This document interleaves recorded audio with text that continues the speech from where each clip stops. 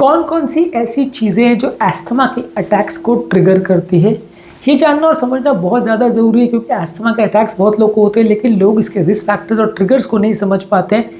इसीलिए अक्सर वो परेशान होते रहते हैं, बार बार अस्थमा के अटैक्स आते रहते हैं और लोग उसे मैनेज या मेंटेन नहीं कर पाते हैं। तो आज हम बात करेंगे क्या क्या चीज़ों से अस्थमा का अटैक ट्रिगर हो सकता है। पर्पस डिस्कशन का ये है कि यदि इन ट्रिगर्स से आपको अस्थमा का अटैक हो रहा है तो आप उससे बच सकते हैं। आपके नज़दीक वाले लोग को या नियर एंड डियर वंस को अगर अस्थमा का अटैक हो रहा है तो इनमें से कोई ना कोई कारण इसमें से हो सकता है, जिसे यदि आप ढूंढ करके आपके पेशेंट को इससे बचा सकेंगे तो आप उनको अस्थमा की बीमारी से बचा सकेंगे और शायद इस बीमारी को पूरी तरह ठीक भी कर सकें। टॉपिक पर जाने से पहले जो लोग हमारे चैनल पर नए हैं उन्हें रिक्वेस्ट करूँगा कि चैनल को सब्सक्राइब करें, वीडियोस को लाइक करें, शेयर करें, फॉलो करें, कमेंट करें, पूरा देखें। सबसे पहले एलर्जेंस कौन कौन से होते हैं। पॉलेंस बेसिकली जो है, कई पौधे जो हैं वो अपने बीज या उसके तरह से एक पार्टिकल्स निकालते हैं जो कि जगह जगह उनको स्प्रेड करने में और जगह जगह ग्रो करने में मदद करता है। पेड़ों से, घास से, अलग अलग तरह के फूल से ये पॉलन ग्रेन्स निकलते हैं। छोटे छोटे ये माइक्रोस्कोपिक होते हैं, ज़्यादातर दिखाई नहीं देते, आप इसको देख नहीं पाओगे, लेकिन ये काफ़ी लोग को एलर्जिक रिस्पॉन्स करते हैं। तो अगर आपके आसपास कोई ऐसा बहुत ज़्यादा पेड़ों का कलेक्शन है या बहुत ज़्यादा घास वगैरह, तो काफ़ी इस तरह के केसेस में पॉलन ग्रेन्स आपका अस्थमा का कारण हो सकते हैं।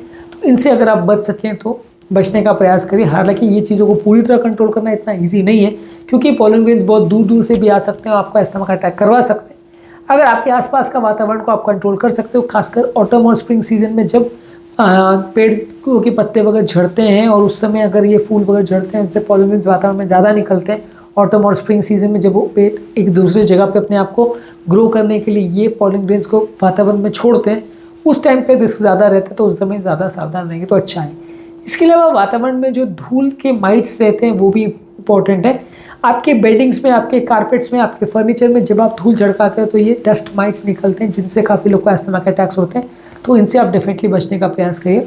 इसके अलावा जानवरों के जो बाल होते हैं, कुत्तों के, बिल्लियों के या अलग अलग तरह के पशु जो आप घर पर रखते हो, उनके जो बाल हैं उसमें ये काफ़ी एलर्जेंस होते हैं, तो उनसे आप बचने का प्रयास करिए। यदि आपको एलर्जी हो रही है और खासकर किसी जानवर के घर के अंदर आने के बाद एलर्जी बढ़ गई है तो ये कारण हो सकता है, तो आपको शायद उस जानवर से अलग रहना पड़ेगा या उसको कहीं शिफ्ट करना पड़ेगा, एटलीस्ट उसका एक्सपोजर बंद करना पड़ेगा और फिर देखना पड़ेगा कि आपका एलर्जी कम हो रहा है कि नहीं।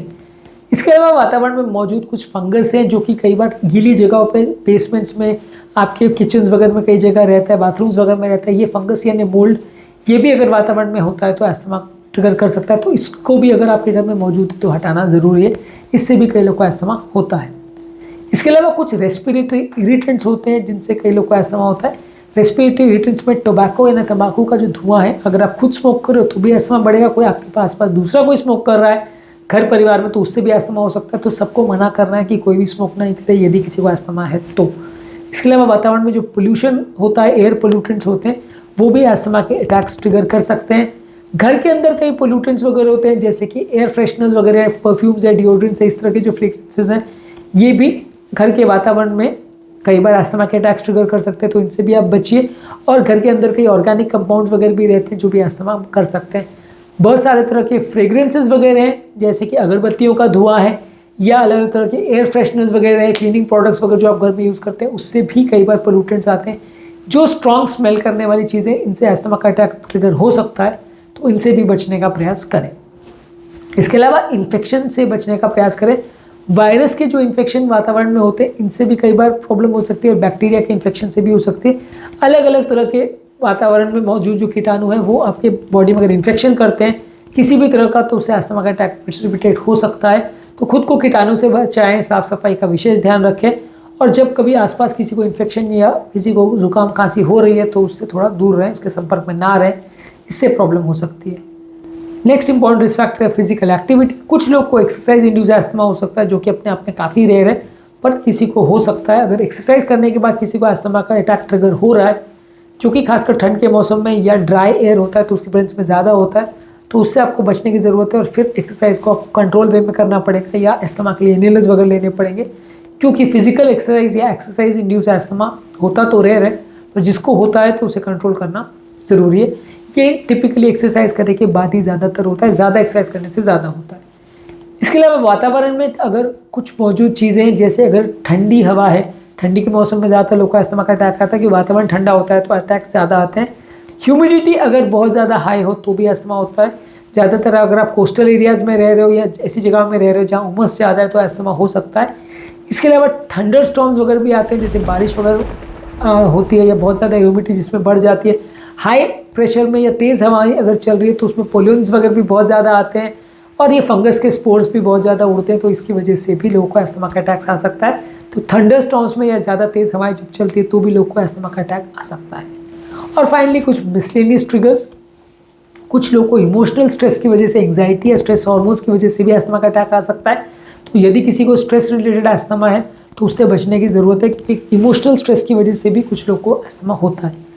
कुछ लोग को रिफ्लक्स इंड्यूस अस्थमा होता है, जो कि ज़्यादातर रात के टाइम ही होता है। जिनको एसिडिटी का प्रॉब्लम है, खट्टी डकारें आती है, तो वो एसिड कंटेंट निकल के जबकि श्वास नली में थोड़ा चला जाता है, थोड़ा सा रिस्ट जाता है, जिसकी वजह से वो आपके लैरिंग्स को इरिटेट करता है, वहाँ पे सूजन क्रिएट करता है और अस्थमा बन जाता है। तो आपको एसिडिटी को कंट्रोल करना पड़ेगा और रिफ्लक्स की प्रॉब्लम को कंट्रोल करना पड़ेगा। इसके अलावा कुछ मेडिसिन जैसे कि एस्पिरिन है, non steroidal anti inflammatory drugs है और बीटा ब्लॉकर्स है, इनके साइड इफेक्ट से भी कुछ लोग को अस्थमा हो सकता है। जो लोग के श्वास की नलियाँ सेंसिटिव है, इन दवाइयों से उनको इससे रिलेटेड अस्थमा हो सकता है। हालांकि ये बहुत सारे हार्ट पेशेंट्स को दी जाने वाली दवाएं हैं, ज़्यादातर लोग को प्रॉब्लम नहीं आती है, पर कुछ लोग को प्रॉब्लम आ सकती है। यदि किसी की बॉडी सेंसिटिव है और उसको इनसे प्रॉब्लम हो रही है तो फिर आपको ये दवाइयाँ बंद करनी पड़ेगी, चेंज करनी पड़ेगी या डोज कम करना पड़ेगा। इसमें कुछ चेंजेस की आवश्यकता है। तो अगर ये मेडिसिन देने के बाद अगर आपको अस्थमा का अटैक चालू हुआ है, बढ़ा है, तो आपको ध्यान देना पड़ेगा और डॉक्टर से इसको डिस्कस करना पड़ेगा। आज के टॉपिक में हमने बात करी अस्थमा के अटैक्स के क्या इंपॉर्टेंट ट्रिगर्स हैं जिनकी वजह से लोगों को अस्थमा का अटैक आता है। यदि इन ट्रिगर्स को आप अवॉइड कर सकें तो काफ़ी हद तक अस्थमा के अटैक के चांसेस को कम कर सकते हैं और अपनी हेल्थ को बेटर बना सकते हैं। अस्थमा के मैनेजमेंट में और अस्थमा के ओवरऑल अटैक की फ्रीक्वेंसी को कम करने में क्या क्या चीज़ें उपयोगी हैं, उस पर हमने सेपरेट वीडियो किया, आप वो हमारे चैनल पर ज़रूर देखें। उम्मीद करूँगा कि आज के टॉपिक में कुछ नई बातें जानने को मिली होगी। जो लोग हमारे चैनल पर नए हैं उन्हें रिकमेंड करूँगा कि चैनल को सब्सक्राइब करें, वीडियोज़ को लाइक करें, शेयर करें, फॉलो करें, कमेंट करें, पूरा देखें।